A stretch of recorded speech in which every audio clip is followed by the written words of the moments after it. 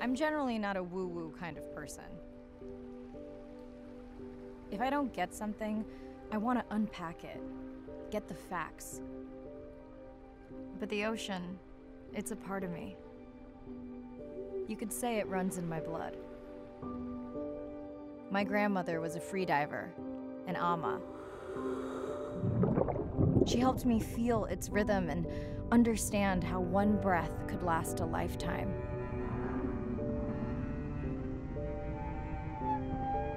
We dove so often, the memories all run together.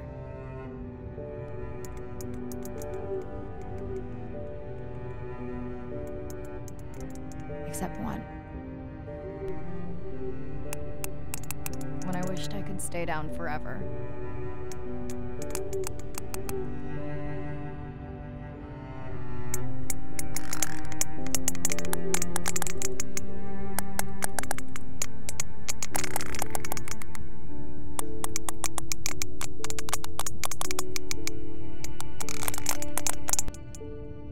The ocean cast its spell on me that day.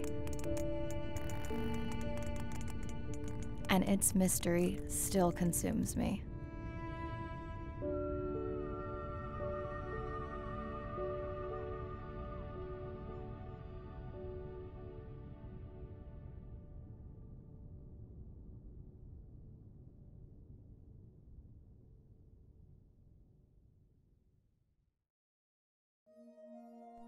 Day 1, submerged atoll, Western Pacific. It's great to be diving again.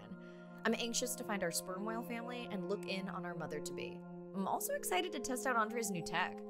Ocean X is expecting a huge audience for our first live stream, given how bad things were in this region a few years ago. No pressure though, ready to dive.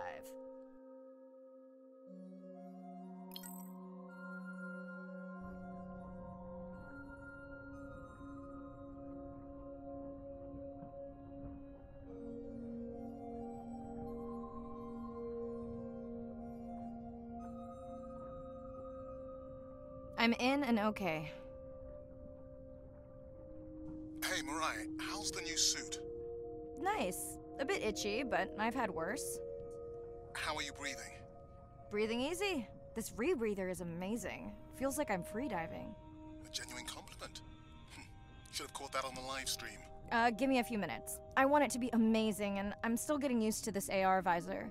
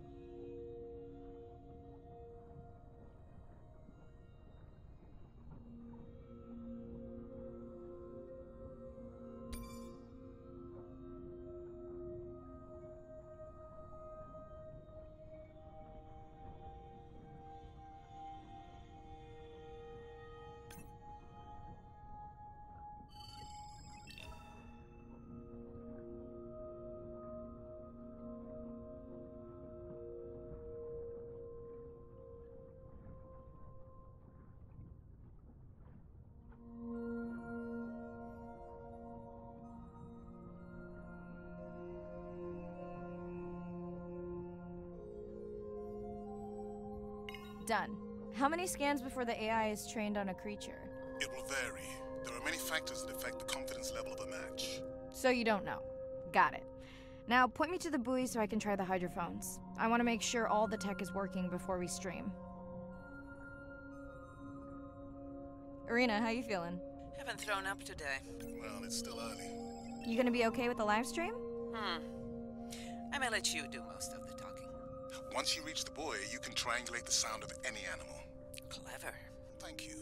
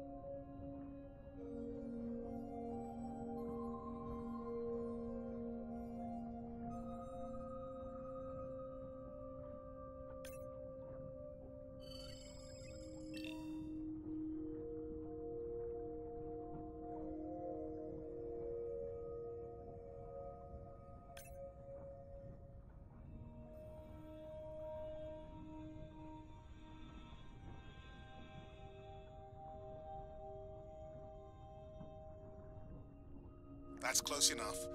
You can use your dive watch to control the buoy from there.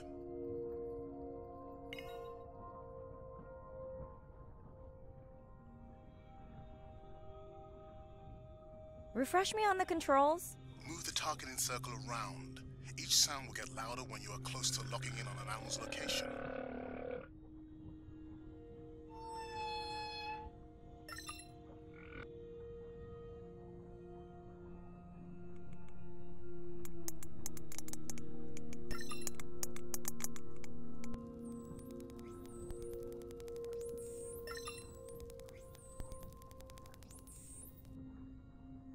Mariah, if you're okay, I'm going to start the live stream.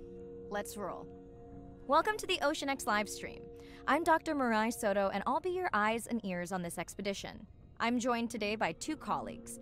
Hello, I'm Andre. Hello, everyone. I'm Irina.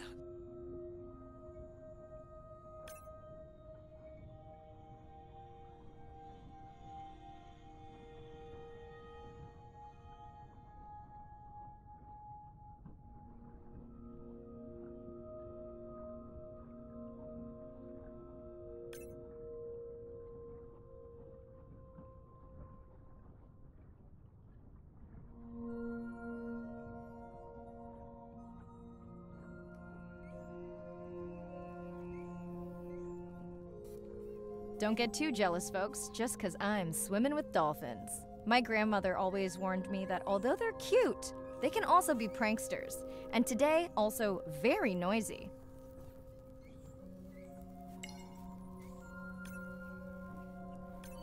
Can your AI parse through all those sounds? Not using this scanner, but I do have a new drone design that should be better at isolating the source of the sounds.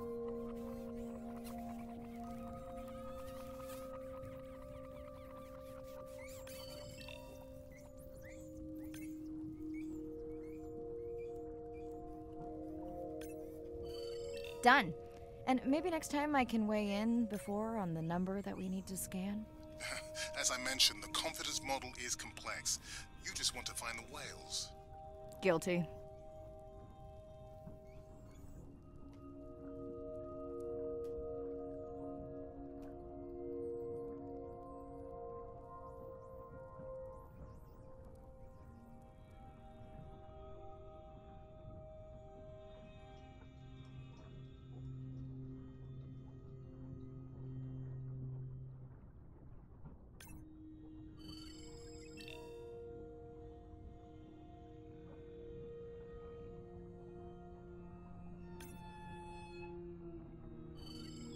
Looks like we've got our first singer. Fantastic.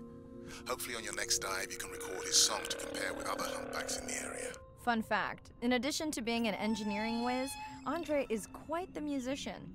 Are you still writing music? Not for years. Dry spell? More like raising teenagers.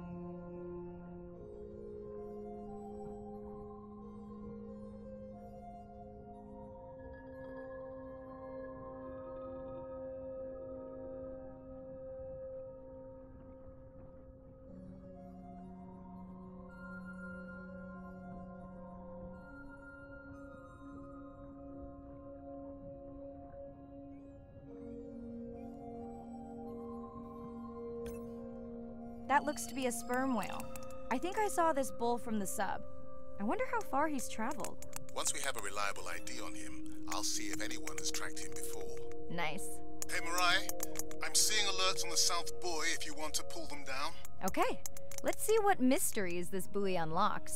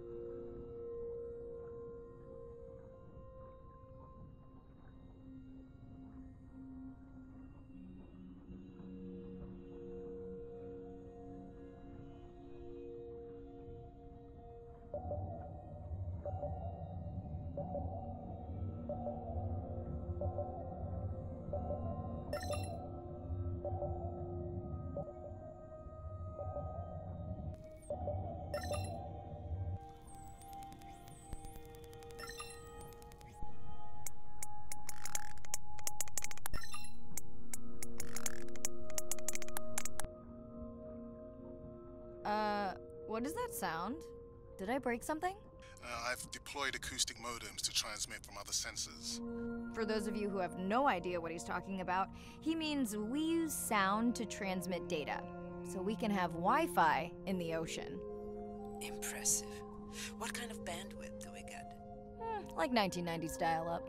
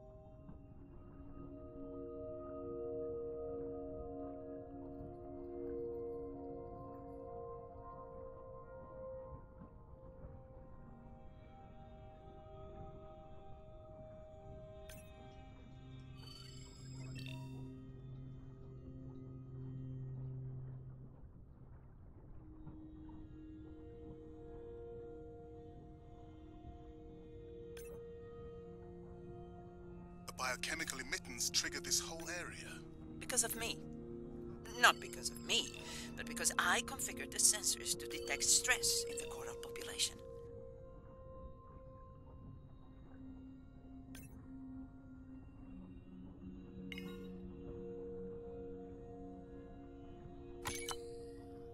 Okay, let's find out what's causing that stress. Mirai, please collect biosamples from any of the distressed corals. Happy to oblige. For those watching, these sensors help us understand what leads to resiliency in corals so we can help breed it into other species.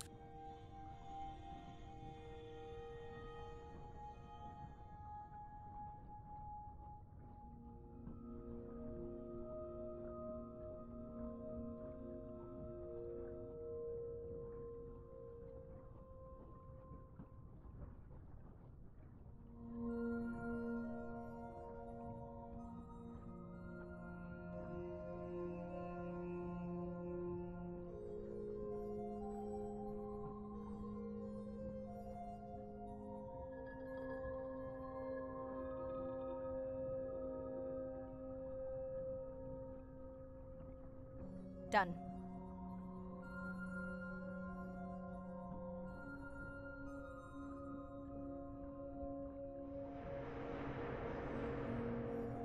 Ooh, company. Unbelievable. That sounds too close to be outside the research zone. One of the waypoints went down. Do you think that's related?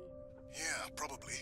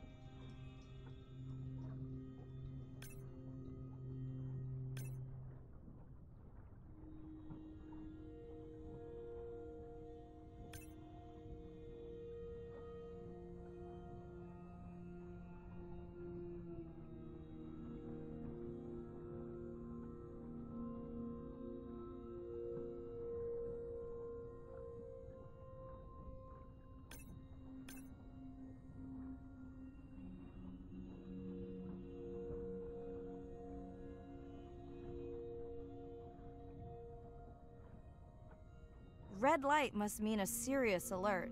Yeah, dead battery.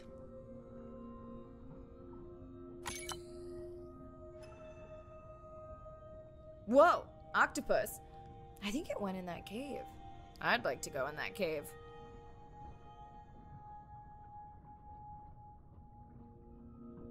Let's be real. There's no way I'm not squeezing through here to follow that octopus. We'll definitely want to practice diver rescue at some point. Well, maybe. Mirai, please be careful.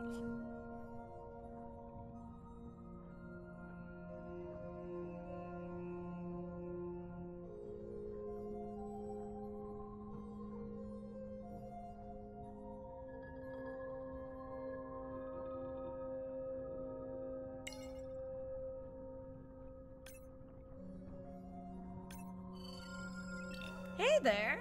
Sorry to spoil your hiding place.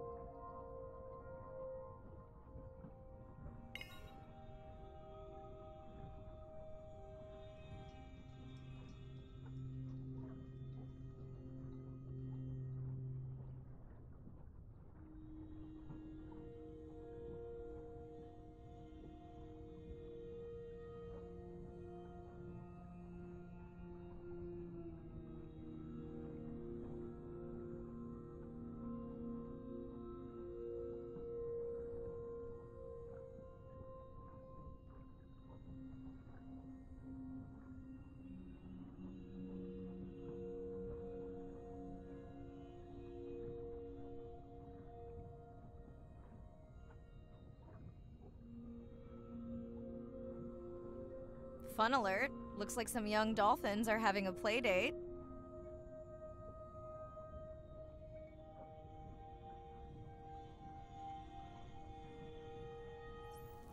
Hey guys, can I take a turn?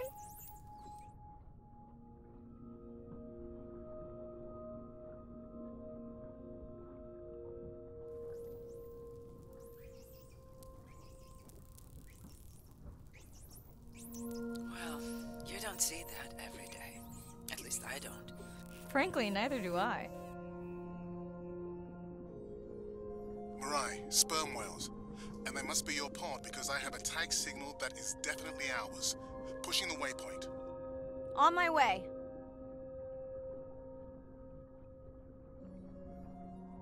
I'm hoping to reconnect with the sperm whale family, whom I have been tracking for years.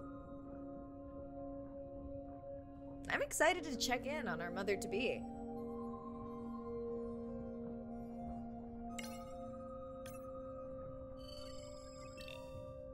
Mirai clearly has a fondness for these creatures. She's fallen silent. Right. Let me finish scanning them all. I still don't see our pregnant mother. Done. Good. Everything all right? I am now. Look. Our mommy whale has delivered. Everyone say hi to her beautiful 1-ton baby girl. Is she okay? Mirai. Shh. She's nursing. I just wish all of you could be here for 1 second. Amazing. That is the end of our stream. Like, share, comment. Remember, we need you. All of us down here.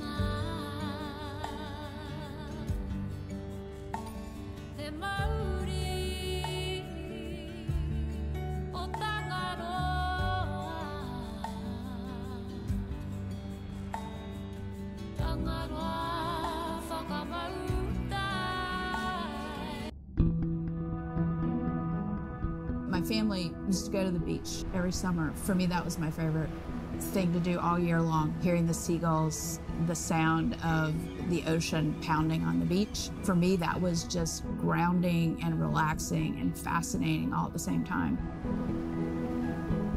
The physicality of the ocean is one of the things that, as a kid, attracted me the most. That thrill of just having that ocean energy push me along. You could just ride all day. There was no lift tickets, there was no fees to get into the ocean. When I describe to people what it's like to dive on a coral reef, they're like, oh, I never thought about that. They've never had a shark swim right beside them. Look them in the eye and give them a little fright for a second before they realize that the shark just wonders what I'm doing, just like I wonder what the shark is doing. I started free diving. So when I think of diving, I really think of free diving. Like, this is what whales do, right? Take a big breath of air and they hold that oxygen inside their body. This ability to free dive down to where the scuba divers were, swim around and come back up, was just so free, nothing on, no equipment. I just love that. It made me feel like a fish. When I did my first submersion,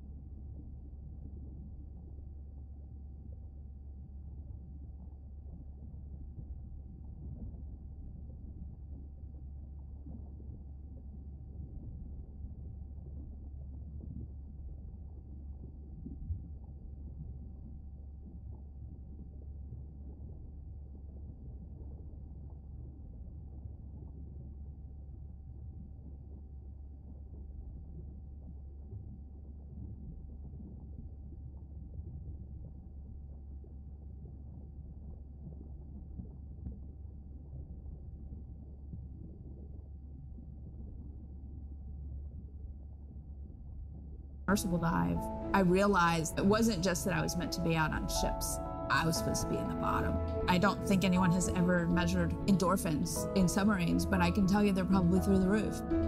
The first time I was in a submarine, I saw that life down there and 50 new questions popped into my brain that wouldn't have come up because it was this immersive experience and I just felt it. When you're in a submarine and you're looking at these magical environments, you're overwhelmed by this sense of wonder. You're humbled by this feeling of there's so much I don't know about the world, and you're stimulated to figure out how this all works together. I'm a marine biologist. I'm someone who studies the ocean from as many angles as I can. When my kids ask me what I do for a living, I tell them that I'm an explorer. I'm an aquanaut. I dive down to the bottom of the ocean and I see things that people have never seen before. How lucky am I to be able to share this amazing habitat with the rest of the world?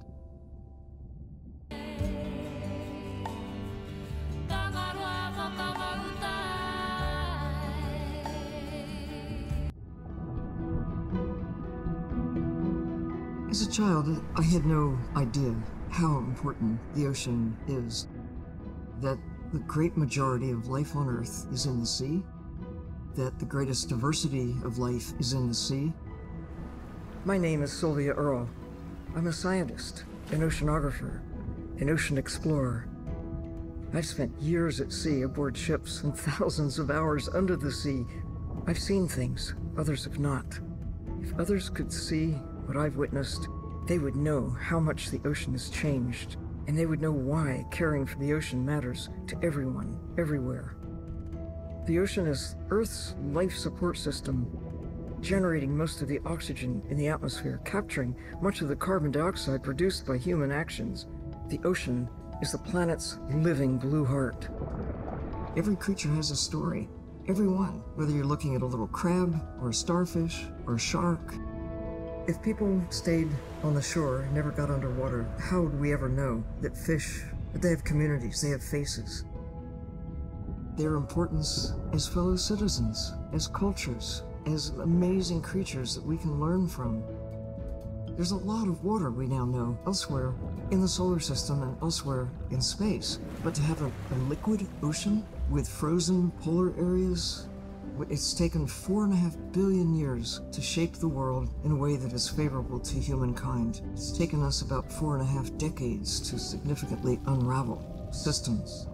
No ocean, no life. No ocean, no us.